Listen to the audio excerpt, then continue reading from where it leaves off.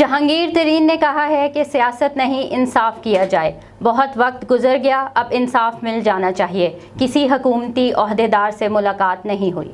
پاکستان تحریک انصاف کے رہنما جہانگیر ترین نے میڈیا سے گفتگو کرتے ہوئے کہا کہ عبوری ضمانت کے لیے آج عدالت پیش ہوئے، ہر پیشی پر نئی تاریخ مل جاتی ہے۔ عمران خان نے انصاف کا وعدہ کیا تھا، تمام دوستوں نے وزیر اعظم سے بات کی تھی، علی ظفر نے بڑی محنت سے رپورٹ مکمل کی، امید تھی رپورٹ منظر عام پر آ جائے گی۔ علی ظفر نے کہا تھا مئی میں رپورٹ پیش کر دوں گا۔ جہانگیر ترین کا کہنا تھا کہ علی ظفر نے رپورٹ میں جو کہا ہے اس پر ایکشن لیا جائے۔ علی ظفر کی تحقیقات مکمل ہو گئی، اب تک رپورٹ منظر عام پر نہیں آئی، رپورٹ آنے پر کھل کر بات ہوگی۔ دوسری جانب ایڈیشنل سیشن عدالت نے منی لانڈرنگ کیس میں عبوری درخواست ضمانت میں 11 جون تک توسیع کرتے ہوئے FIA کو شوکاز نوٹس جاری کر دیا۔ جہانگیر ترین اور ان کے بیٹے نے عدالت کے روبرو پیش ہو کر حاضری مکمل کروائی۔